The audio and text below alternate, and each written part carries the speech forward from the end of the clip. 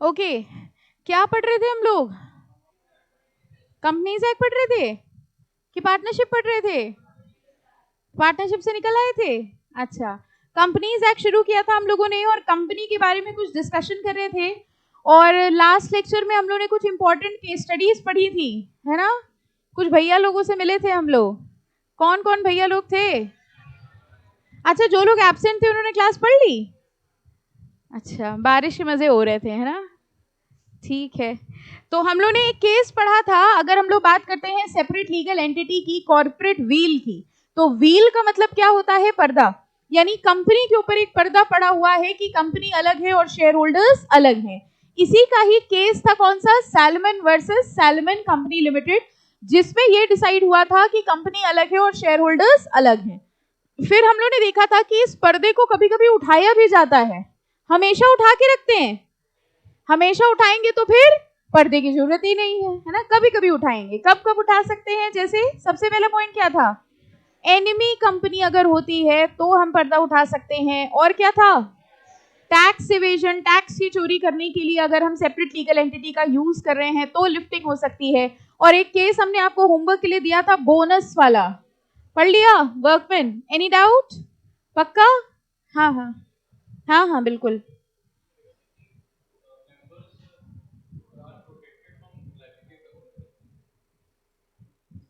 कहाँ पर बेटा? और ऊपर? अच्छा, बिल्कुल स्टार्टिंग में जाएं, कॉर्पोरेट व्हील में ना? अच्छा, ये वाला है क्या point? members of a company are shielded from liability connected to the company's action.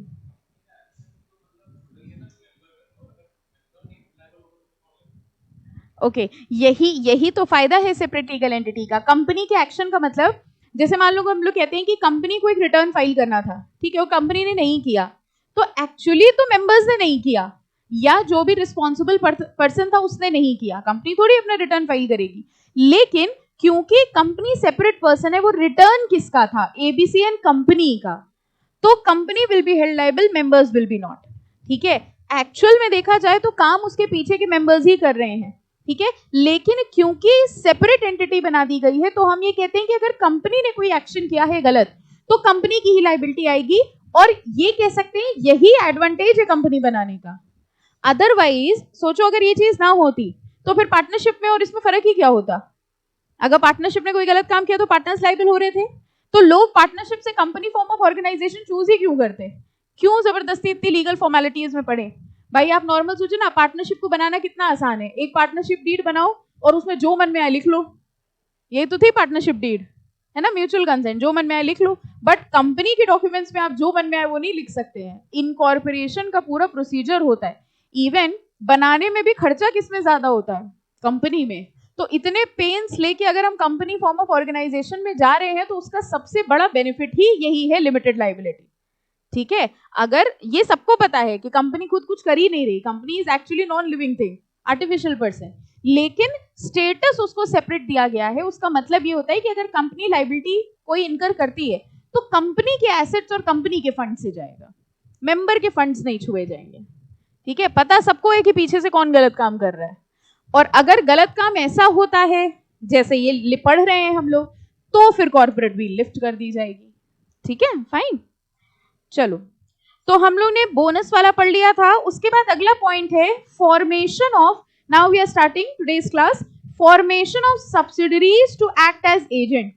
कई बार हम लोग क्या करते हैं, हम लोग अपनी सब्सिडरीज बना लेते हैं। सब्सिडरी समझते हो क्या हुआ?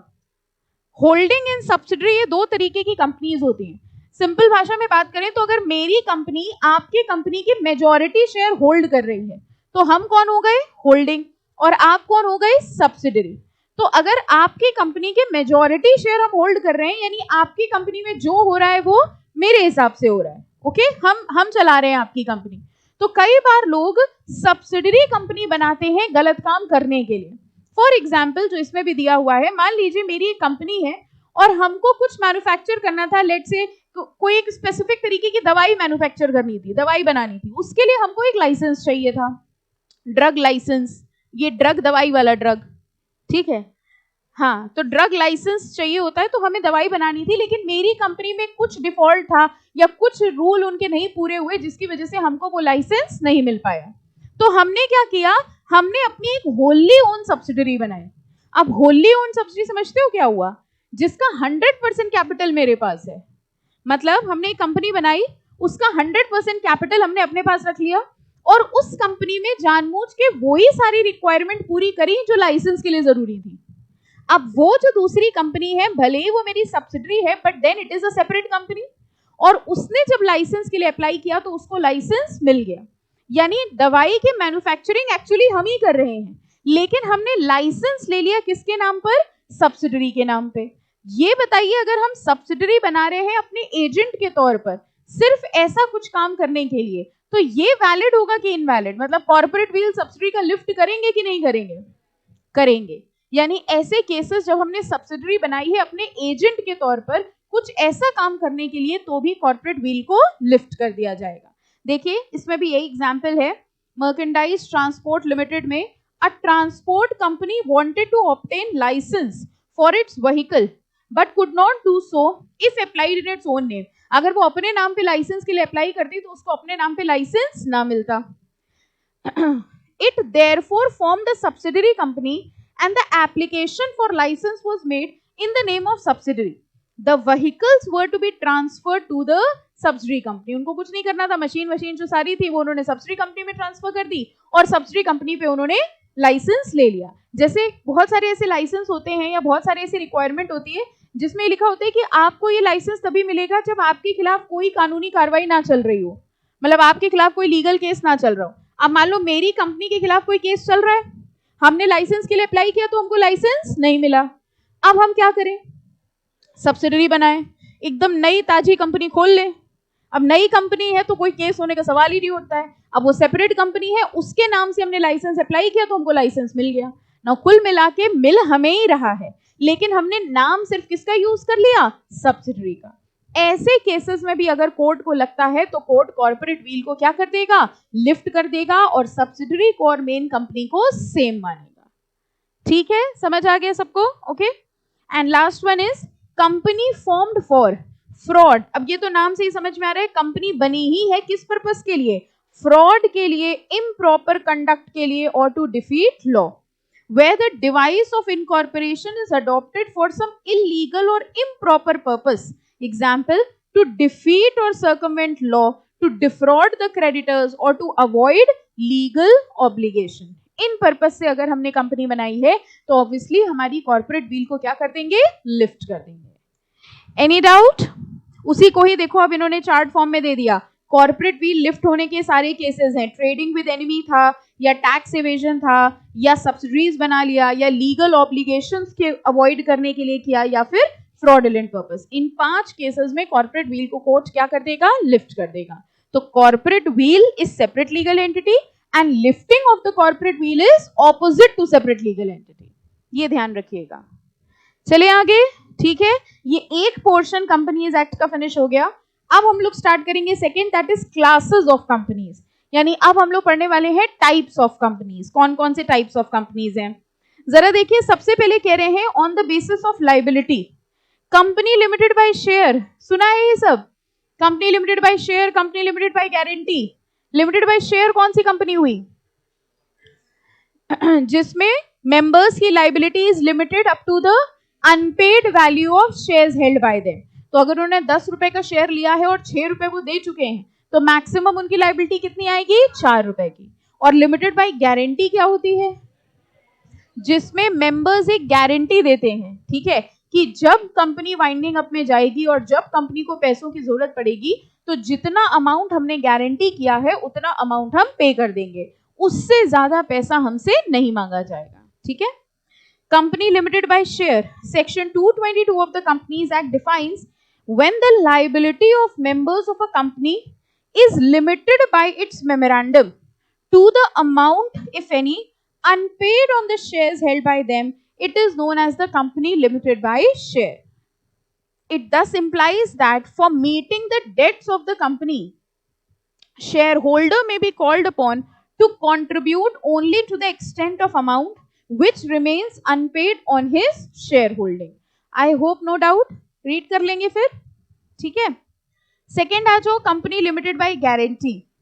Section 221 of the companies act defined it as a company having the liability of its member limited by memorandum. ये बार बार क्यों लिखा है लिमिटेड बाय मेमोरेंडम? उसमें भी लिखा था. ये जो लिमिट होती है ना, ये कहाँ दी होती है? मेमोरेंडम ऑफ एसोसिएशन में. दो इंपॉर्टेंट डॉक्यूमेंट्स होते हैं कंपनी के, कौन कौन से? Memorandum of association and articles of association. तो ये लायबिलिटी की लिमिट लिखी होती है मेमोरेंडम में. Limited by the memorandum to such amount as the members may respectively undertake by the memorandum to contribute to the assets of the company in the event of its being wound up. Guarantee company में वो पैसा मंगवाया ही तब जाता है जब company winding up में जा रही हो. देखिए, गारंटी का मतलब ही यही होता है. अगर मान लीजिए हम आपसे कहें कि आपने कोई लोन लिया है और हम उसके गारंटर हैं, तो हम पहले रीपे कर देंगे. हम कब रीपे करेंगे? जब आप नहीं कर पाओगे. तो गारंटर का मतलब ही यही हुआ, जब कंपनी अपने फंड से रीपेमेंट नहीं कर पा रही है तब वो गारंटर आएगा और अपना गारंटीड अमाउंट पे करेगा. Okay. Thus, liability of members of a guarantee company is limited up to a stipulated sum mentioned in the memorandum. Members cannot be called upon to contribute beyond that stipulated sum. Generally, ये guarantee companies ना clubs वगैरह होते हैं. जैसे जो clubs वगैरह वाली association होती है, उसमें जो भी members होते हैं, उनका देखिए मेन ऑब्जेक्टिव कोई प्रॉफिट मेकिंग वगैरह तो है नहीं. तो they are acting just as the members. Okay. तो वहां पर अगर वो कंपनी फॉर्म ऑफ ऑर्गेनाइजेशन में वो क्लब बनता है तो वो गारंटी कंपनीज होती हैं. मेंबर्स एक अमाउंट गारंटी कर लेते हैं और इन द वाइंडिंग अप अगर फंड्स की जरूरत होती है तो वो मेंबर्स एक गारंटी अमाउंट पे कर देते हैं. Any confusion? Okay. The common features between guarantee company and company having share capital R legal personality and limited liability. दोनों में ही सेपरेट लीगल एंटिटी होती है और दोनों में ही लिमिटेड लायबिलिटी होती है. अगले पैराग्राफ में देखिए लिखा है, however point of distinction between these two types of companies that in the former case the members may be called upon to discharge their liability only after commencement of winding up and only subject to certain condition. But in latter case they may be called upon to do so at any time either during company's lifetime or during winding up. समझ आया मतलब क्या हुआ? क्या difference बता रहे हैं guarantee company में और लिमिटेड बाय शेयर में? एग्जैक्टली. कह रहे हैं गारंटी कंपनी में गारंटीड अमाउंट सिर्फ और सिर्फ वाइंडिंग अप पे मंगवाया जाएगा, जबकि अगर हम लोग नॉर्मल कंपनी की बात करते हैं, ठीक है, तो जो शेयर का अनपेड अमाउंट है वो कभी भी मंगवाया जा सकता है जब भी कंपनी को फंड्स की रिक्वायरमेंट हो. वैसे आपको पता है इन रियलिटी ये सब कुछ अब एग्जिस्ट ही नहीं करता.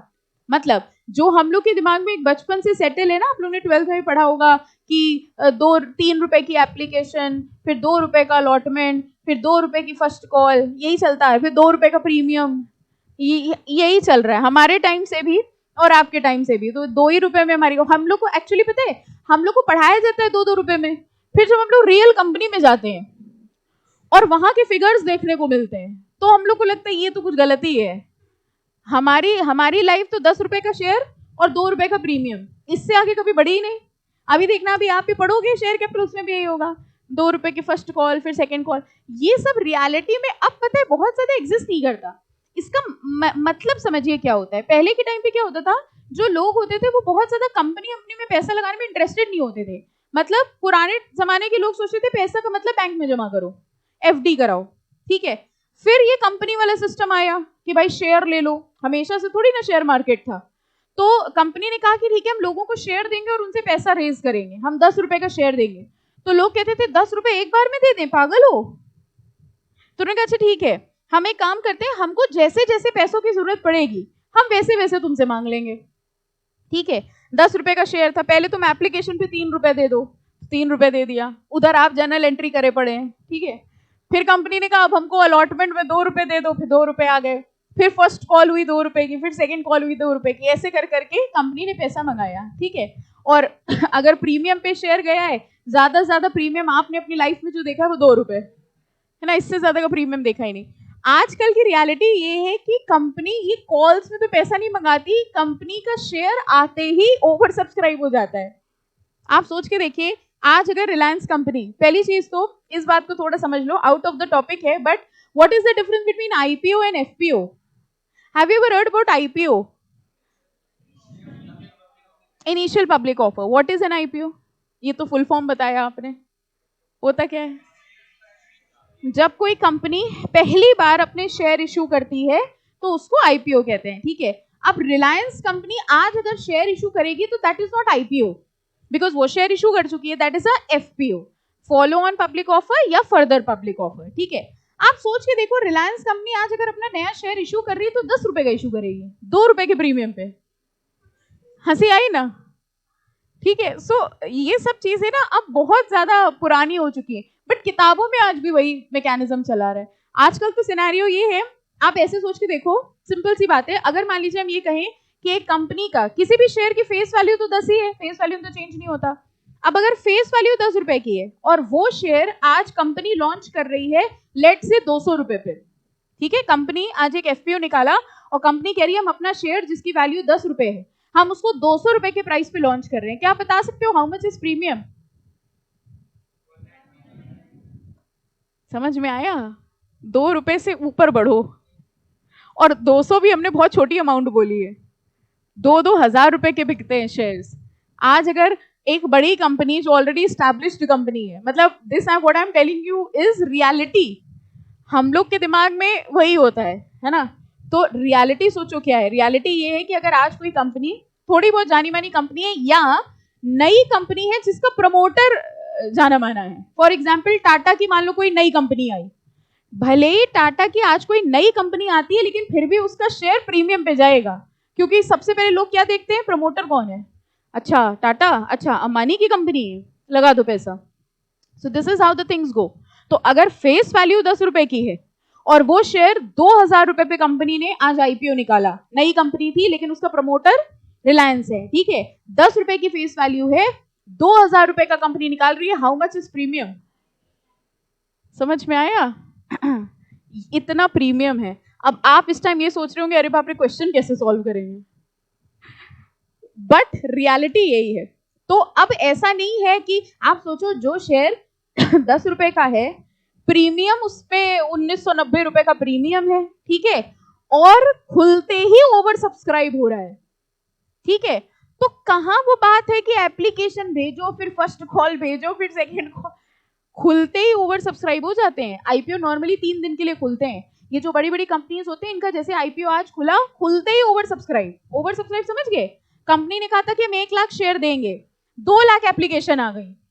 अब 1 लाख शेयर उन्होंने कहा था हम देंगे, 2 लाख एप्लीकेशन आ गई। अब क्या तुम फर्स्ट कॉल सेकंड कॉल, आप लोग सोचो क्या कर रहे हो, फर्स्ट कॉल आ रही है 2 रुपए की, फिर सेकंड कॉल आ रही, रियलिटी में कंपनी ओवर सब्सक्रिप्शन में जी रही है। So this is the difference between what we study, हम लोग अकाउंट्स में यही पढ़ते हैं 2 रुपए का प्रीमियम, ठीक है? और रियलिटी में हेविली ओवर सब्सक्राइब। तो अब ये जो सिस्टम चलता है ना, फर्स्ट कॉल सेकंड कॉल, ये सब होता ही नहीं है। लेकिन कंपनी, अगर हम लोग यहाँ पे coming back to the topic, अगर आज आपने 6 रुपए दिए हैं तो कंपनी को जब पैसे की जरूरत पड़ेगी वो आपसे 4 रुपए और मांग लेगी। I am coming back to the topic now, हमें पता है आप कहीं खो गए हैं, ठीक है? लेकिन अगर वो गारंटी कंपनी है तो गारंटी कंपनी के केस में पैसा सिर्फ कब माना जाएगा, वाइंडिंग अप में, ठीक है? Fine, that is what I से कि हम लोग इतने छोटे छोटे फिगर्स में बात करते हैं, और जब आप कंपनी, एक्चुअल कंपनी की बैलेंस शीट या कुछ भी ऐसा देखते हो ना, तो जीरो में ही आपको दिमाग खराब हो जाता है कि कौन सी फिगर लिख दी इन्होंने। कई बार लिखते हैं 10,000 करोड़, अब आप यही सोचते हैं 10,000 करोड़, पहले जीरो काउंट करें बैठ के। हाँ, और कई तो इतनी बड़ी बड़ी फिगर होती है उसमें लिख दिया जाता है फिगर्स इन थाउजेंड्स। ऐसे क्वेश्चंस में देखते होंगे आप लोग कि नॉर्मल फिगर होती है 4520 और ऊपर वो 3 जीरो लगे होते हैं, तो हम लोग को लगता है ना वो जीरो ना ही छेड़ो तो अच्छा है, नॉर्मल वाले में क्वेश्चन कर लो ज्यादा सही है, जीरो लिखने बैठेंगे तो गड़बड़ हो जाएगी, ठीक है? बट आपको रियलिटी में उन कंपनीज में डील करना है जो ये करोड़ों में होंगी। ऐसे ही करना है ना कि छोटी मोटी में काम चल जाएगा, इतनी बड़ी कंपनी नहीं संभाल पाएंगे, वो जो 2-2 रुपए मंगाती है उसके सीए बनेंगे हम। हमने क्वेश्चन में यही सीखा है। चलो आगे देखते हैं। इन नरेंद्र कुमार अग्रवाल, देखिए लिखा है the supreme court has laid down right of a guarantee company to refuse to accept the transfer by a member of his interest is on a different footing than that of a company limited by share. Membership of a guarantee company may carry privileges much different from those of ordinary shareholder. Who can explain me these lines? बड़ी अच्छी line है ये, देखें कौन समझा पाता है.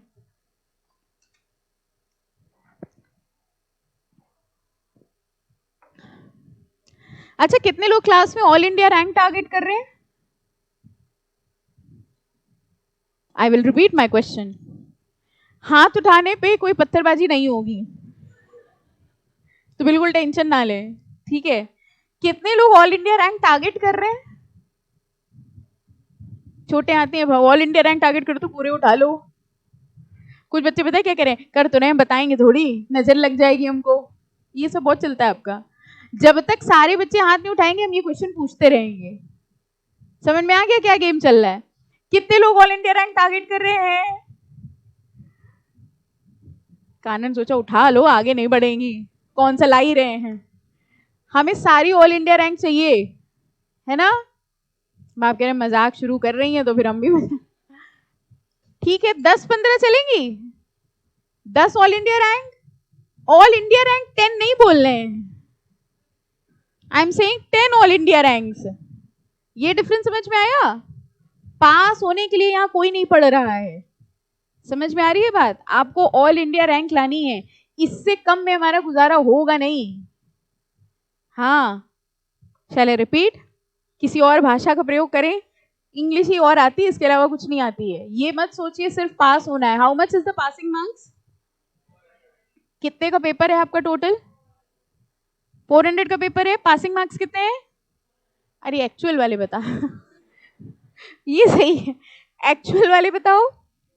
200 passing है, ठीक है. अगर 300-350 तक आप ले आएंगे तो ऑल इंडिया रैंक आ जाएगी. और अगर एक भी लेवल में ऑल इंडिया रैंक आ गई तो फिर वो बिग फोर्स में जाने के जो आपके सपने हैं और बड़ी बड़ी कंपनियों में जाने के सपने हैं, वो उसके एक कदम आप पास आ जाते हैं. क्योंकि देखो, इंटर में और फाइनल में रैंक तो फिर थोड़ा सा डिफिकल्ट है. नहीं, हंसने की बात नहीं है, बट आ सकती है. बट इजीएस्ट अप्रोचेबल जो है वो है फाउंडेशन. और जिस हिसाब से आप चल रहे हैं उस हिसाब से रैंक आनी ही चाहिए. इस बैच से कम 5 से 6 ऑल इंडिया रैंक आनी चाहिए. अगर आप 5 से 6 ऑल इंडिया रैंक ले आते हैं तो आप जहां बोलोगे हम लोग वहां घूमने चलेंगे. हाँ, और अगर नहीं आई तो फिर मेरी पसंद की जगह चलेंगे. अगर नहीं आई तो फिर हम आपको ऊपर ऊंची पहाड़ियों पे ले चलेंगे. धक्का देने में अच्छा लगता है वहां, या बोलो तो गंगा जी के पास ले चलेंगे. ठीक है, आप कह रहे नहीं हम खुद ही वहां मिलेंगे, आप क्या ले जाएंगी, रिजल्ट तो आए वहीं मिलेंगे. At least 5 to 6 all India rank. ठीक है, आप बताना ना चाहें हमको, ठीक है, आई अंडरस्टैंड. इंटरनल कंपटीशन जो चलता है that is very good, but अपने मन में ये डिसाइड कर लें कि हमको ऑल इंडिया रैंक लानी है. हम पास होने के लिए नहीं पढ़ रहे हैं. ऑल इंडिया रैंक मतलब ऑल इंडिया रैंक. अगर आप ऑल इंडिया रैंक का टारगेट करोगे तो पास होने के आसपास पहुंचोगे. स्कूल में होता था ना, 100 नंबर का पेपर होता था तो 40 सोच के जाते थे, 100 का सोच के जाते थे. तब देखिए 70-80s बोर्ड्स में ऐसा ही तो होता था. 100 नंबर का पेपर करके आए तब 70-80s, या आजकल तो 99 तक पहुंच जाते हैं बच्चों के नंबर, है ना. बट प्रोफेशनल कोर्सेज में अगर आप ये सोच के जा रहे हैं 40 ही तो लाने हैं, एग्रीगेट 50 ही तो लाने हैं, उससे काम चलेगा नहीं. 15-16 में अटक जाओगे, फिर 15-16 नंबर. ठीक है, तो यू हैव टू टारगेट कि 100 में सारे सब्जेक्ट में 90+ ले आओ. अच्छा, कौन से सब्जेक्ट में आपको लग रहा है 90+ नहीं आ पाएंगे? एज यूजुअल मैथ्स हमेशा से ऐसी है, उसमें गलती सब्जेक्ट मैथ्स की है ना. और आप कहोगे उसकी भी क्या गलती, इसीलिए तो हमने कॉमर्स लिया था. हमें मैथ्स इतनी आती होती तो वो चंद्रयान में बैठ के हम भी गए होते, साइंटिस्ट होते, है ना. उसी से डर के तो यहाँ आए, अब यहाँ मैथ्स डाल दी. बट ठीक है, 90 नहीं, अगर आपके कुछ 60-70 की रेंज में भी आ जाती है और बाकी सब, अच्छा ऐसे जैसे आप बोल रहे हो मैथ, तो बाकी सब में आ जाएंगे 90+. कॉन्फिडेंस आपका यही था, मैथ्स बस हो जाए, बाकी तो 100 में 100 रखे हमारे. Jokes apart, all India rank target करनी है. आज से अपने माइंड में एक फोकस लेके चलिए. और ऐसा बिल्कुल भी नहीं है कि मेरे क्लास में कम नंबर आते हैं या क्लास में परफॉर्मेंस नहीं आती या सबके मेरे हाईएस्ट नहीं आते तो मेरी रैंक नहीं आ सकती. सीए का प्रोफेशन ना सबसे ज्यादा अजीब प्रोफेशन है, कुछ भी हो सकता है। हो सकता है जिसको आप पढ़ा रहे हो, आपका वो कमजोर फ्रेंड जो हमेशा आपसे डाउट पूछता रहता है, हो सकता है उसकी रैंक आ जाए, आपकी ना आए। ठीक है, तो बहुत सोच समझ के गेम खेलना। ठीक है, कुछ भी हो सकता है, और बहुत दुख होता है इस बात पे। हम इसे तो डाउट पूछता था, इसको तो कुछ भी नहीं आता था, ये पास हो गया, हम नहीं हुए। ठीक है, तो इस टाइप की चीजें बहुत होती हैं। इसलिए अपना कंपटीशन अपने दिमाग में रखिए, और ये भी ध्यान रखना आपका कंपटीशन ये नहीं है किससे है, हमारी तरफ क्या देगा, हमसे थोड़ी, हमको घूरने लग गए। ऑल इंडिया लेवल कंपटीशन, अगर हम लोग ऑल इंडिया रैंक की बात कर रहे हैं, इसका मतलब पूरे देश में आपकी रैंक आनी है। तो सोच के देखिए, अगर आपकी ऑल इंडिया रैंक आ जाती है, दैट मीन्स जितने हजारों बच्चे सीए में दे रहे होंगे उसमें से आपकी रैंक होगी। यू आर स्टैंडिंग, पूरे देश की बात कर रहे हैं, वो बच्चा कहीं पर भी हो, दिल्ली, मुंबई, बड़े बड़े शहरों को कंपेयर कर लो और अपने आप को कंपेयर कर लो, और ऐसा नहीं है कि रैंक नहीं आ सकती। दूसरी चीज, इंस्टीट्यूट ये भी नहीं कहता है कि सिर्फ इतनों की ही रैंक आएगी। लाइक अगर मान लो लेट से 354 बच्चों की आई है, तो चारों की रैंक होती है सेम। तो ऐसा वो नहीं बोलते कि हमें सिर्फ 25 रैंक देनी है तो हम 25 ही देंगे। तो आपको रैंक के अंदर, जैसे वो चीज नहीं है, जैसे नहीं वो क्राइटेरिया नहीं है कि जिसके फर्स्ट में आ गए, अगर 350 या 355 360 अगर आपके आ गए तो फिर रैंक आनी ही आनी है। तो अपने माइंड में सेटल करके चलिए कि you are not giving this exam to pass, और आपके अंदर कैलिबर है, इसीलिए हम बोल रहे हैं। फाउंडेशन में आती तो है, सीएस में नहीं आती है, आपके में तो आती है, अब नहीं आती। नहीं, फाउंडेशन में रैंक आती है, नहीं आती, मतलब वो ऑफिशियली डिक्लेयर नहीं करते, बट वैसे नंबर्स के हिसाब से रैंक होती है। रैंक तो क्योंकि होगी ही होगी, डिक्लेयर करो ना करो, पोजीशन तो होगी। ठीक है, मेरिट में मार्क्स, मेरिट लिस्ट तो आएगी कि भाई मेरिट लिस्ट समझ गए कि टॉप में से ये मार्क्स आएंगे। और वैसे भी जब आप अपना सीवी बनाएंगे और उसमें आप लिखेंगे ना कि 400 में से 350 नंबर है, तो आप रैंक लिखो ना लिखो, सामने वाले को समझ में आ जाएगा कि what percentage marks you are getting. ठीक है, समझ में आया। तो 350 इज योर मिनिमम, 400 लाना चाहें आप ला सकते हैं, हमें कोई प्रॉब्लम नहीं होगी, ले आएंगे, 350 आ जाएगी, ऑल कानपुर रैंक आ जाएगी। देखो हमने आपके लिए टारगेट कितना कम कर दिया, हम इंडिया से सीधे गिर के कानपुर पे आ गए, 350 आ जाएंगे, इसमें भी आवाज नहीं निकलनी, हाँ तो बोल दो कम से कम। फिलहाल अच्छा ये बताइए क्या लिखा है,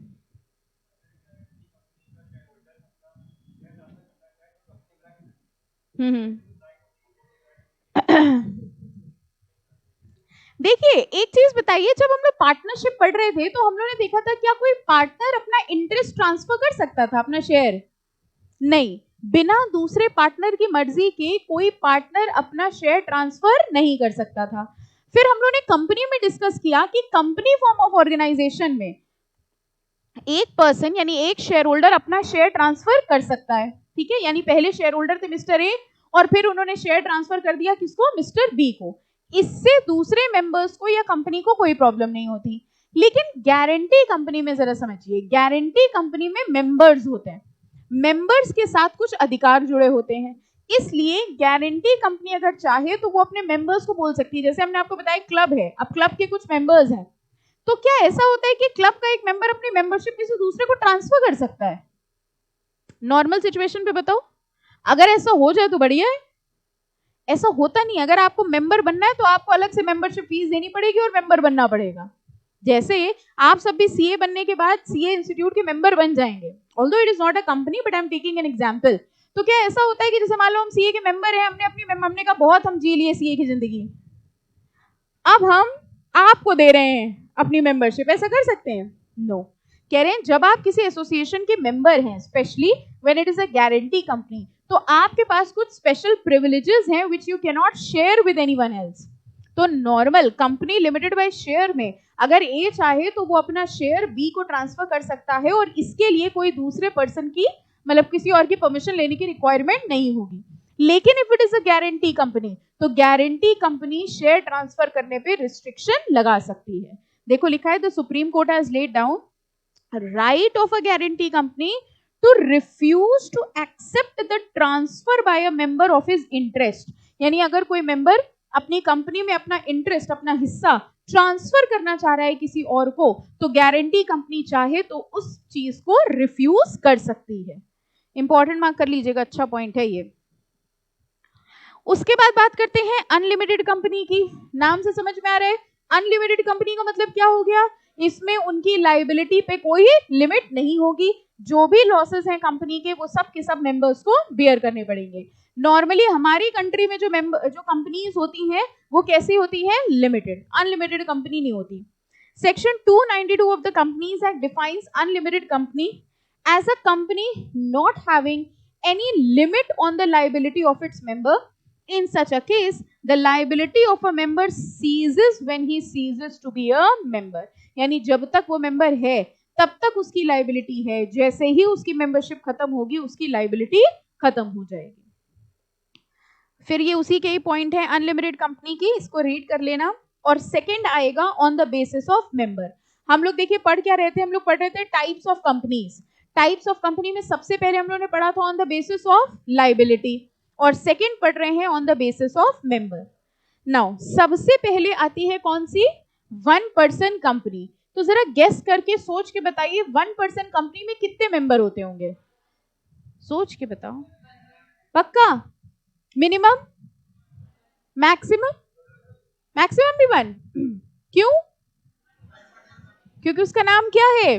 वन पर्सन कंपनी. और अगर आपको याद हो तो एक दिन हमने आपको इसकी स्टोरी सुनाई थी कि वन पर्सन कंपनी क्यों बनाई गई. Actually this is a corporatisation of sole proprietorships. कि पहले सोल प्रोप्राइटरशिप होती थी, उनसे कहा कि भैया कंपनी में कन्वर्ट हो जाओ. उन्होंने कहा कंपनी में कन्वर्ट नहीं होंगे. तो उन्होंने कहा ठीक है, हम एक ऐसा रास्ता बना दे रहे हैं जिससे आपकी ओनरशिप भी शेयर नहीं होगी और आपको कॉर्पोरेट स्टेटस भी मिल जाएगा. ओके तो देखिए the companies act introduced a new class of companies which can be incorporated by a single person. Section 2 subsection 62 defines one person company as a company which has only one person as a member. One person company has been introduced. देखो लिखा है to encourage entrepreneurship and corporatization of business. OPC differs from sole proprietary concern in an aspect that OPC is a separate legal entity. अब sole proprietor में और OPC में सबसे बड़ा फर्क क्या हुआ? सोल प्रोप्राइटरशिप में सेपरेट लीगल एंटिटी नहीं है, जबकि OPC में सेपरेट लीगल एंटिटी है. ओके यहां से मार्क करिए. According to section 3(1)(c) of the companies act, OPC is a private limited company. Basically one person company is a private limited company. यानी one person company एक category है private limited company की ही. Private limited company में minimum कितने members होते हैं? 2 और maximum 200. ठीक है. लेकिन अगर हम ये कहें कि प्राइवेट लिमिटेड कंपनी का ही एक एक्सेप्शन है वन पर्सन कंपनी, क्योंकि वन पर्सन कंपनी में कितने मेंबर्स होंगे? 1. Okay so according to section 3, OPC is a private limited company with the minimum paid up share capital as may be prescribed and has at least one member. इसमें तो लिखा है at least one member. हाँ ये हमें भी समझ में आया. हम कह रहे हैं एटलीस्ट, कह रहे हैं मतलब कम से कम, मतलब एक से ज्यादा हो सकते हैं. तो फिर क्यों लिखा है एटलीस्ट वन मेंबर? एक होना चाहिए पक्का. अच्छा अगर वो मर गया तो किसके साथ? अकेले? Okay my question is that आपने कहा वन पर्सन कंपनी में एक मेंबर होता है. देखो गेम उतना आसान होता नहीं जितना आपको लगता है कि मैम ओपीसी में पूछेंगे कितने मेंबर है, 1 और कहानी खत्म हो जाएगी. हमने आपसे पूछा मान लो वन पर्सन मेंबर मर गया. मरेगा कभी कि वो ओपीसी वाला अमर हो जाता है? फिर मरेगा एक ना एक दिन. ठीक है अब वो मर गया, अब क्या होगा कंपनी का? उसने क्या लिखी होगी?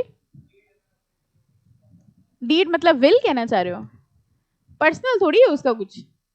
वो कंपनी का मेंबर है और उसकी डेथ हो गई तो कंपनी बंद हो जाएगी कि कंपनी चलती रहेगी? चलती रहेगी अकेले. मेमोरेंडम में किसी का नाम लिखा होगा. किसका? जिस पे भरोसा है, ओके। तो आप जो कहना चाह रहे हैं बेसिकली उसको हम लोग कहते हैं नॉमिनी। 1% कंपनी में एक होता है 1% और एक होता है उसका nominee, and the nominee becomes the 1% on the death of the sole member.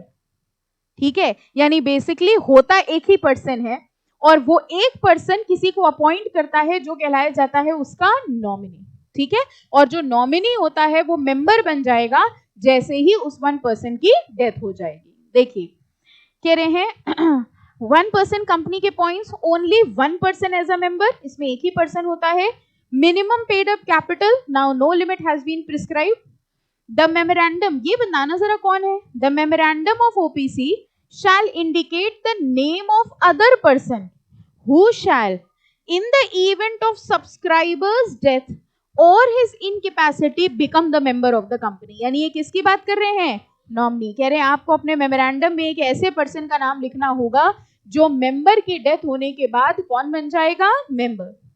The other person whose name is given in the memorandum shall give his prior written consent। किसी को जबरदस्ती नॉमिनी बना लोगे कि कंसेंट लोगे? आपने कहा तुम नॉमिनी, वो कह रहे नहीं बनना है। कैसे नहीं बनना, चलो बनो। क्या लेना पड़ेगा, prior written consent in the prescribed form and shall be filed with the ROC at the time of incorporation.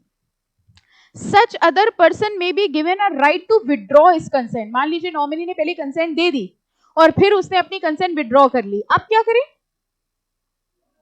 कोई और नॉमिनी अपॉइंट हो जाएगा। ठीक है, the member of OPC may at any time change the name of such other person. अब इनको गुस्सा आ गई, समझ में आया क्या हुआ, मतलब पहले नॉमिनी ने कहा हमें नहीं बनना नॉमिनी, अब मेंबर क्या कहना चाह रहा है कि हम नॉमिनी चेंज कर देंगे। मतलब दोनों वेज से हो सकता है, जो ओनर है, जो 1% है, वो चाहे तो नॉमिनी चेंज कर सकता है और नॉमिनी भी अगर चाहे तो वो जब चाहे उससे विड्रॉ कर सकता है। दोनों ही सिचुएशन में एक नया नॉमिनी अपॉइंट कर दिया जाएगा। Any such change in the name of person shall not be deemed to be an alteration of the memorandum। और अगर हम लोग अपने मेमोरेंडम से नॉमिनी का नाम चेंज कर रहे हैं तो क्या वो ऑल्टरेशन ऑफ मेमोरेंडम माना जाएगा? नो। ऑल्टरेशन ऑफ मेमोरेंडम समझ गए, मेमोरेंडम ऑफ एसोसिएशन बना है, उसके क्लॉजेज हैं, जब उसमें कोई भी चेंज होता है तो उसको हम क्या कहते हैं, ऑल्टरेशन। फॉर एग्जाम्पल मेमोरेंडम में लिखा है the name of the company is ABC limited. अब आज अपनी कंपनी जो है वो एबीसी लिमिटेड से अपना नाम चेंज करके XYZ लिमिटेड करना चाह रही है, तो इसको हम लोग कहते हैं कि उनको अपना मेमोरेंडम ऑल्टर करना पड़ेगा, चेंज करना पड़ेगा, और इसका एक बहुत बड़ा प्रोसीजर होता है। यहाँ पे क्या कह रहे हैं कि अगर 1% कंपनी ने अपने मेमोरेंडम से नॉमिनी का नाम चेंज किया है तो क्या ये ऑल्टरेशन ऑफ मेमोरेंडम माना जाएगा? नो। तो इसके लिए उनको बहुत बड़ा प्रोसीजर करने की जरूरत नहीं है। Any doubt till here? हाँ बेटा, हाँ नहीं, ओके एक डाउट ये आया है कि मान लीजिए वो जो 1% था उसने नॉमिनी अपॉइंट किया और उसके मरने के बाद नॉमिनी अपनी कंसेंट विड्रॉ कर रहा है। ऐसा सिचुएशन इसलिए नहीं पॉसिबल है क्योंकि जैसे ही वो मरा ना ये मेंबर बन गए, तो अब ये नॉमिनी ही नहीं बचे हैं कि ये अपनी कंसेंट विड्रॉ करें, बल्कि क्या होगा, जैसे ही ये नॉमिनी मेंबर बन गए अब इनको अपना नॉमिनी अपॉइंट करना पड़ेगा। ठीक है, तो मेन सब्सक्राइबर की डेथ के बाद he is no more a nominee, मतलब the subscriber is no more and the nominee is no more a nominee. जिसको ये बात ना समझ में आई हो वो अकेले मिलना हमको शाम को, ठीक है, हम बताएंगे कि बाकी तो सब तो समझ में आ गया, वो नो मोर वाली बात क्या थी। मतलब मेन पर्सन तो मर गया और उसके मरते ही जो नॉमिनी था वो नॉमिनी नहीं रहा, वो मेंबर बन गया, अब उसे अपना नॉमिनी अपॉइंट करना पड़ेगा। ठीक है, कौन नॉमिनी? रिटायरमेंट मतलब जॉब थोड़ी कर उसी की कंपनी, तो वो कंपनी छोड़ेगा नहीं, वो बंद करेगा कंपनी। भाई हम ओनर हैं कि हमने बनाई है कोई कंपनी, ठीक है, ऐसा थोड़ी हो सकता है कि हम ये कि हम छोड़ना चाहते हैं लेकिन कंपनी चालू रखना चाहते हैं। और अगर ऐसी सिचुएशन होती है तो फिर वो नॉमिनीज कहेगा भैया तुम टेक ओवर करो, अदरवाइज वो बेस्ट तरीका ये होगा वो कंपनी बंद करेगा, वाइंडिंग अप में जाएगा कंपनी। ठीक है, उसी की कंपनी, उसी का पैसा लगा है, सोल प्रोप्राइटर है बेसिकली। ओके, मतलब आप ऐसा सोचो ना, अपने चाइल्ड को देना चाहे, नॉमिनी बनेगा मेंबर। वो बात हो सकती है कि उसने अपने चाइल्ड को नॉमिनी बना रखा हो, मतलब ऐसा नहीं हो सकता। आई कैन अंडरस्टैंड आप लोग क्या सोच रहे हो, आप ये सोच रहे हो कि मेंबर है उसकी डेथ हो गई, अब मेंबर का बेटा और नॉमिनी, इनमें लड़ाई हो गई, है ना? ऐसा नहीं होगा। कंपनी का मेंबर वही बनेगा जिसका नाम नॉमिनी की तरह लिखा है। हो सकता है उसने अपने बेटे का नाम नॉमिनी की तरह लिखा हो, और अगर बेटे का नाम नहीं लिखा है तो बेटे को कंपनी बाकी सारी जायदाद मिल जाएगी, कंपनी नहीं मिलेगी। कंपनी सिर्फ उसी को मिलेगी जिसका नाम एज अ नॉमिनी मेंशन हो। ठीक है, फाइन। और कुछ? हाँ बेटा। हाँ, एक से ज्यादा नॉमिनी हो सकते हैं। लाइन में साफ साफ लिखा है वन अदर पर्सन। हाँ, क्वेश्चन एक ये आता है, मान लो दोनों की डेथ हो गई, दोनों एक ही कार से जा रहे थे और दोनों की साथ में डेथ हो गई, अब बताओ क्या करेंगे? कंपनी वाइंडिंग अप पे जाएगी, ठीक है, क्योंकि कोई नया बंदा है ही नहीं। ओके, तो अगर इसलिए इससे क्या सीखने को मिला कि दोनों को कभी भी साथ में मत भेजना। अब आप कहेंगे अलग अलग गए हो, अलग अलग मर गए तो ठीक है, बाकी आप जैसी साजिश करें मारने की वो आपके ऊपर डिपेंड करता है। In that scenario winding up हो जाएगा। Okay, only a natural person, कौन बन सकता है ओपीसी का मेंबर? देखो, only a natural person who is an Indian citizen, resident in India or otherwise, and has stayed in India for a period of not less than 120 days during the immediately preceding financial year. सबसे पहले तो हमको ये बताओ, ABC Limited wants to incorporate ABC OPC, क्या बोल गए हम, है ना? ABC Limited wants to incorporate a one-person company in the name of ABC OPC. True or false? क्यों? वन पर्सन कंपनी सिर्फ कौन बना सकता है? Natural person. और हमने आपसे क्या पूछा? ABC limited wants to form a OPC. Company OPC form नहीं कर सकती, सिर्फ और सिर्फ नेचुरल पर्सन। पहली कंडीशन थी कि वो नेचुरल पर्सन होना चाहिए, दूसरी कंडीशन क्या थी?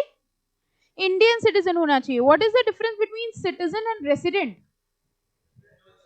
आप लोग सिटीजन है इंडिया के कि रेसिडेंट है? रेसिडेंट नहीं है, नहीं बोले तो आप सिटीजन। सिटीजन है कि रेसिडेंट है? दोनों है। कैसे डिटरमाइन होता है? सिटीजनशिप कैसे पता चलती है? किससे? बर्थ के अलावा भी कोई आंसर आ रहा था? नहीं, बर्थ से, योर बर्थ या आपके पेरेंट्स जहां को बिलोंग कर रहे हैं। Citizenship is determined by birth and residential status, stay in India, कितने समय तक आप इंडिया में रहे। ठीक है, तो ये कह रहे हैं पहली चीज आप नेचुरल पर्सन होने चाहिए, दूसरी चीज आप इंडिया के सिटीजन होना चाहिए, and third whether resident in India और अदरवाइज, या तो रेसिडेंट हो या बाहर हो, लेकिन has stayed in India for a period of not less than 120 days during the immediately preceding financial year। यानी वो रेसिडेंट भी हो सकता है, कोई और भी हो सकता है, लेकिन पिछले साल वो इंडिया में कम से कम 120 days रुका हो। यानी तीन कंडीशन है, नेचुरल पर्सन होना चाहिए, इंडियन सिटीजन होना चाहिए, और पिछले साल कम से कम 120 दिन इंडिया में रुका होना चाहिए। Shall be eligible to incorporate OPC. हमको ये बताओ, नॉमिनी क्या हो सकती है कंपनी? मतलब मिस्टर ए ने एक ओपीसी बनाई और अपने नॉमिनी की तरह अपॉइंट कर दिया एबीसी लिमिटेड को। रिपीट करें क्वेश्चन? हाँ हाँ, अच्छा क्वेश्चन है। Mister A incorporated an OPC and as a nominee he appointed ABC Limited. True or false? क्यों false? आप तो कह रहे हैं जो वन पर्सन है वो होना चाहिए नेचुरल पर्सन, नॉमिनी भी होना चाहिए नेचुरल पर्सन। कहाँ लिखा है? लॉ में तो लिखा है, यहाँ कहाँ लिखा है? अभी अगले पॉइंट में लिखा है। देखो, हमारा आंसर हम ही पे डालते हैं, लॉ में लिखा है। अब ढूंढ लो लॉ में कहाँ लिखा है। यही करना सीए बनने के बाद, कोई किसी बात का कुछ पूछे, लॉ में लिखा है, कहाँ लिखा है ढूंढो तुम, हम क्या ढूंढे? तुम ढूंढते लो लॉ में, कौन से लॉ में लिखा है, कौन से सेक्शन में लिखा है, कुछ नहीं पता।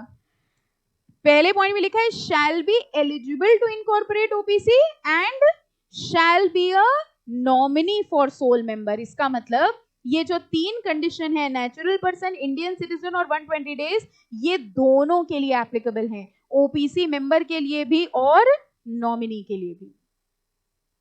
कोई डाउट? पक्का? अच्छा, ये बताओ एक पर्सन कितनी ओपीसी बना सकता है? मेरी 4-5 ओपीसी चलती हैं। क्यों? नहीं, अपनी कंपनी में हम एक ही हैं, मेरी ऐसी ओपीसी 4-5 है, हो सकता है, क्या दिक्कत है? अच्छा, हम 4-5 कंपनी के शेयर्स होल्ड कर सकते हैं? कुछ बच्चे कह रहे हैं ब्रेन स्टॉर्मिंग हो गई, एकदम दिमाग में आंधियां चल गई, समझ नहीं आ रहा पढ़ रही है कि मतलब पढ़ा रही है कि पूछ रही है। हमको ये बताओ, हम 4-5 कंपनी के शेयर होल्ड कर सकते हैं? हम 4-5 कंपनी के ओपीसी मेंबर बन जाए? क्यों नहीं? लिखा है लॉ में ना, ये सही है। देखो, no person shall be eligible to incorporate more than 1 OPC और become nominee in more than 1 such company. मतलब देखो, इसका इसका लॉजिक यही है कि आप एक ही कंपनी संभाल ले। एक तो आप अपनी कंपनी में अकेले, ठीक है, तो आपके ऊपर वही बहुत सारी रिस्पॉन्सिबिलिटीज हैं। तो ऐसे सिचुएशन में अगर आप 4 ओपीसी के मेंबर बन जाओगे तो इट इज वेरी डिफिकल्ट कि आप चारों संभाल लो। तो इस पर्पज से उन्होंने कहा कि आप एक ही ओपीसी बना सकते हो और आप एक ही ओपीसी में नॉमिनी हो सकते हो। कोई दिक्कत? ये हम पूछने वाले थे, ये चीटिंग होती है, ये गलत बात है। मेरा सवाल ये है, हम बता रहे हैं, मेरा सवाल ये है कि हम एक में मेंबर बन जाए ओपीसी के और एक में नॉमिनी बन जाए। ये कहाँ लिखा है? देखो देखो, लॉ में क्या लिखा है?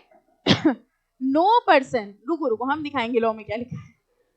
No person shall be eligible to incorporate more than 1 OPC. एक इंसान एक ओपीसी बना सकता है, ठीक है, और become nominee in more than 1 such company, और एक ही कंपनी में नॉमिनी हो सकता है। हमने उनसे ये कहा, हम एक कंपनी में मेंबर हैं और हम एक में नॉमिनी हैं। अब हम मेंबर कितनी ओपीसी में है? एक। नॉमिनी कितने में है? एक। तो हम तो लॉ फॉलो कर रहे हैं ना, तो और का क्या मतलब है? मतलब कोई एक हो सकते हैं, या तो हम नॉमिनी हो सकते हैं, ओपीसी हो सकते हैं।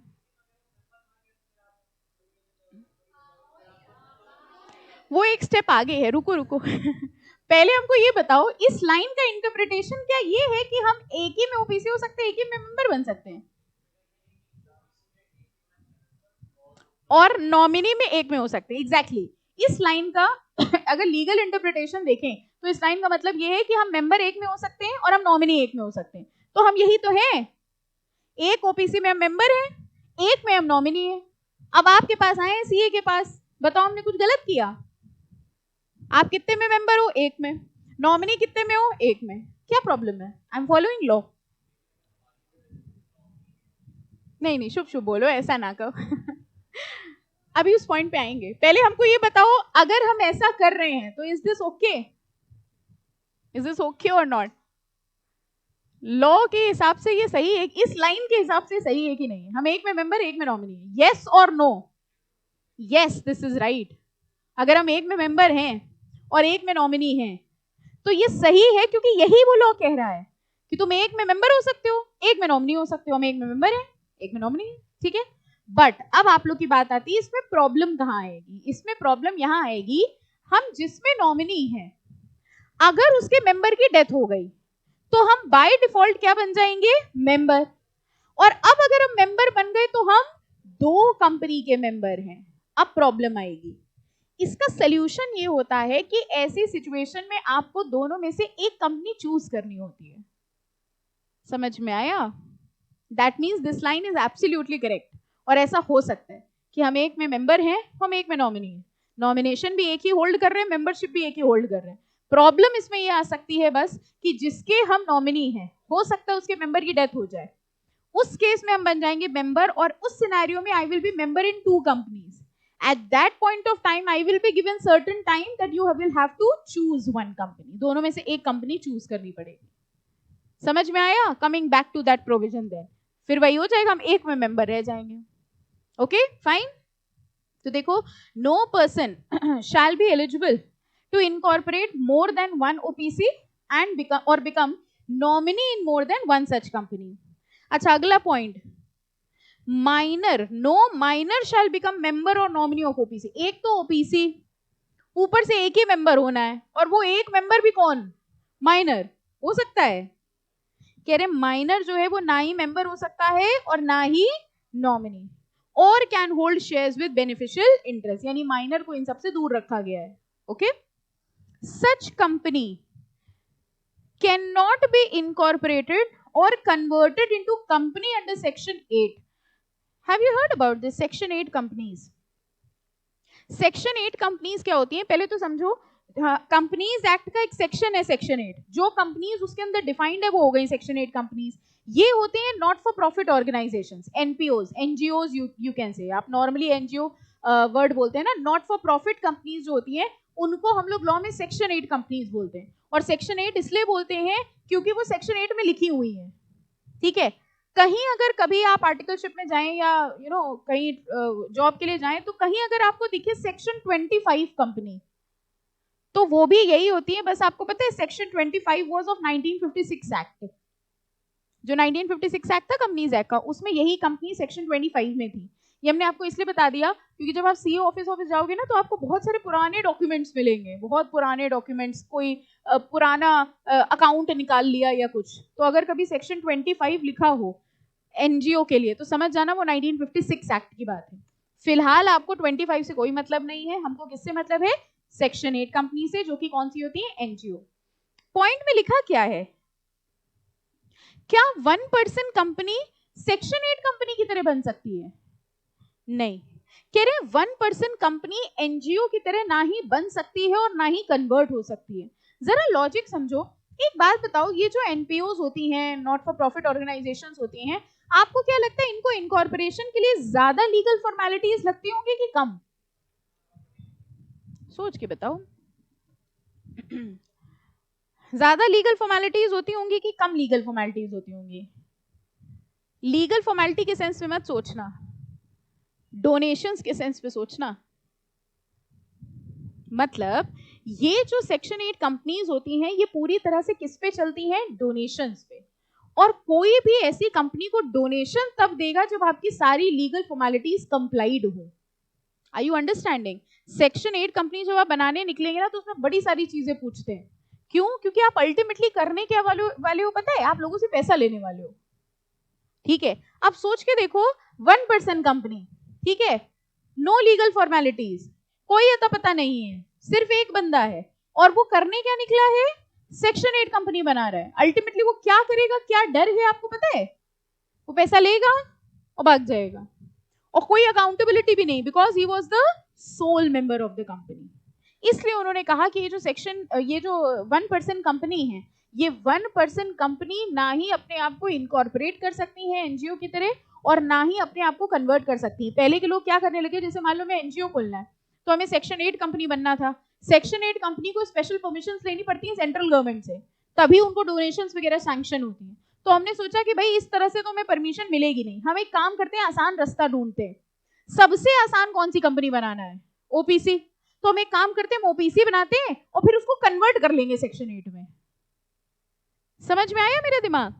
अगर हम सेक्शन 8 कंपनी इनकॉर्पोरेट करते तो बहुत सारी लीगल फॉर्मेलिटीज होती, सेंट्रल गवर्नमेंट से परमिशन लेनी पड़ती. तो हमने सोचा हम सेक्शन 8 कंपनी इनकॉर्पोरेट करेंगे ही नहीं, हम एक सबसे छोटी कंपनी बनाते हैं, सबसे आसान कंपनी ओपीसी, और फिर हम ओपीसी को कन्वर्ट कर लेंगे सेक्शन 8 कंपनी में. अल्टीमेटली हम सेक्शन 8 कंपनी बन गए without complying with legal formalities.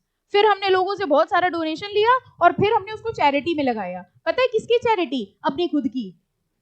क्योंकि हमने बचपन में पढ़ा था चैरिटी बिगिंस एट होम, तो हमने वो डोनेशन का पूरा पैसा अपने ऊपर लगा लिया. ठीक है, लेके भाग गए. समझ में आया logic? That is why they are saying कि जो ओपीसी हैं ये अपना जो छोटा मोटा बिजनेस कर रही है वो करें. सेक्शन 8 कंपनी में ना ही आप कन्वर्ट हो सकते हो और ना ही आप अपने आप को इनकॉर्पोरेट कर सकते हो. ओके, दो इट में बी कन्वर्टेड ऑब्वियसली. 1% कंपनी, कल को अगर आपको लगता है कि आप एक बड़ी कंपनी बनाना चाहते हो तो आप अपने आप को प्राइवेट कंपनी या पब्लिक कंपनी में कन्वर्ट कर सकते हैं. बिल्कुल बिल्कुल, उसका पूरा प्रोसीजर होता है. अगर 1% कंपनी कहती है कि हम अपने आप को प्राइवेट कंपनी में कन्वर्ट करेंगे, अब आपको सब फॉलो करना पड़ेगा. मिनिमम 2 मेंबर्स करने पड़ेंगे, मिनिमम 2 डायरेक्टर्स करने पड़ेंगे, सारी legal formalities, full procedure is to be followed. हाँ, प्राइवेट कंपनी से अगर आप सेक्शन 8 में जाना चाहते हो तो कर सकते हो. इसका भी प्रोसीजर है, आसान नहीं होता, सेंट्रल गवर्नमेंट के पास जाना पड़ जाता है अल्टीमेटली. ठीक है, ओपीसी के थ्रू नहीं जा सकते बस. बाकी कर सकते हैं। ओके, अगला पॉइंट देखो, उसी से मिलता जुलता है। कह रहे हैं ऐसी जो कंपनी है ये नॉन बैंकिंग फाइनेंशियल या इन्वेस्टमेंट एक्टिविटी, फाइनेंस से रिलेटेड कोई काम नहीं करेंगी। फिर वही बात आ गई, आप समझिए 1% कंपनी में लीगल फॉर्मेलिटीज कम है, इसलिए इनको ट्रैक करना मुश्किल है। ओके, इसलिए ये पैसों से रिलेटेड फाइनेंसिंग का कोई काम ना करें। फाइनेंसिंग का काम समझते हैं कौन सी कंपनीज करती है? लोन लेने देने का काम। तो इन्होंने लोगों से पैसा ले लिया, ठीक है, और लोन देने का काम करती है। इन्होंने लोगों से पैसा रेस किया और पैसा लेके भाग गए। अब क्योंकि ओपीसी को बनाने के लिए बहुत सारी लीगल फॉर्मेलिटीज नहीं होती, ऑथेंटिसिटी नहीं होती, इसलिए ये कह रहे हैं जो ओपीसी होती है ना ही वो एनपीओ की तरह बन सकती है और ना ही वो non banking financial investment activities का काम कर सकती है। क्लियर? दोनों पॉइंट्स के लॉजिक क्लियर है? एंड लास्ट इज सिंपल, कह रहे हैं 1% कंपनी और any officer contravenes the provision, they shall be punishable with a fine which may extend to 10,000 and with a further fine which may extend to 1,000 rupees for every day after the first during which such contravention continues. Difference समझ में आ गया? पहले लिखा है 10,000, फिर कह रहे 1,000 for every day, मतलब पहली बार डिफॉल्ट करी है तो 10,000 और कंटिन्यूइंग डिफॉल्ट है तो 1,000 रुपीज फॉर एवरी डे। ये इसका पीनल प्रोविजन है। Any doubt? देखो अगली लाइन लिखी है, here the member can be the sole member and director. मतलब हो सकता है का क्या मतलब? क्या ऐसा हो सकता है कि एक 1% कंपनी में mister A is the member and x is the director? हो सकता है, लेकिन आप तो कह रहे हो ओपीसी में एक ही इंसान होता है, वो अकेले घूमता रहता है। कुछ लोगों को क्वेश्चन नहीं समझ में आया। आई रिपीट, हम क्वेश्चन रिपीट करें पहले, ठीक है? हमने आपसे पूछा, यहाँ पे लिखा है here the member can be the sole member and director. ये कह रहे हैं जैसे मान लो एक ओपीसी है, उसका एक मेंबर है मिस्टर ए, वही मेंबर होगा वही डायरेक्टर होगा। यहाँ लाइन ये लिखी है वही मेंबर वही डायरेक्टर हो सकता है। तो हम आपसे पूछ रहे हैं हो सकता है का क्या मतलब है? क्या ऐसा भी हो सकता है कि ए मेंबर है और एक्स डायरेक्टर है? अगर ऐसा है तो दो हो गए ना।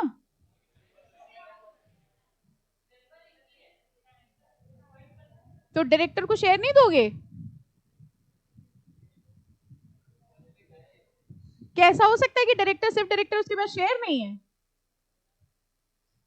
कितने लोगों को क्वेश्चन नहीं समझ में आया? पता नहीं क्या बात कर रही हैं यार, क्या खा पी के आ गई, पूछे चली जा रही हैं, समझ कुछ आ नहीं रहा। क्वेश्चन सबको समझ आ गया? माय क्वेश्चन इज दैट एक ओपीसी है, उसमें एक मेंबर है मिस्टर ए और एक डायरेक्टर है मिस्टर एक्स। तो मेरा आपसे ये सवाल है, क्या डायरेक्टर और मेंबर अलग अलग इंसान हो सकते हैं? अगर आप कह रहे हैं हो सकते हैं, तो मेरा अगला सवाल ये है कि दो लोग कैसे हो गए? आप कह रहे हैं नहीं मेंबर तो एक है, तो फिर मेरा सवाल ये है कि क्या उस डायरेक्टर को शेयर नहीं दिया?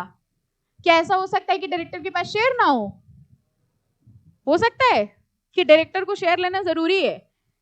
Every director should have at least one share. कितने लोगों को लग रही है बात तो सही कह रही है, भले यार बेकी बेकी बातें कर रही है, लेकिन ये बात तो सही कह रही है, डायरेक्टर है तो शेयर तो होना ही पड़ेगा। सही कह रहे हैं ना? हाथ उठाओ मेरे साथ वाले, उठा लो, मैं अकेला फील हो रहा है। ऐसा हो सकता है कि डायरेक्टर के पास शेयर नहीं है? पक्का? तो इसका मतलब ऐसा हो सकता है कि मिस्टर ए मेंबर है और एक्स डायरेक्टर है। तो क्या ऐसा हो सकता है कि एक मेंबर है और 5 डायरेक्टर्स हैं? 6 लोग हो गए, ओपीसी बढ़ती चली जा रही है। टू बी कंटिन्यूड, ठीक है? हो सकता है ऐसा? ठीक है, हमको बस इतना पता करके बताना, क्या डायरेक्टर को शेयर होल्ड करना जरूरी है? बस इतना क्वेश्चन है मेरा कुल मिला के, बाकी अपने आप सॉल्व हो जाएगा। अगर डायरेक्टर को शेयर होल्ड करना जरूरी है तो जो क्वेश्चन हमने पूछा वो नहीं हो सकता, और अगर डायरेक्टर को शेयर होल्ड करना जरूरी नहीं है तो फिर कितने भी डायरेक्टर हो जाए। एक ओपीसी में 100 लोग थे, एक मेंबर और 99 डायरेक्टर्स। टू बी कंटिन्यूड, इसके आगे नेक्स्ट लेक्चर पे करेंगे।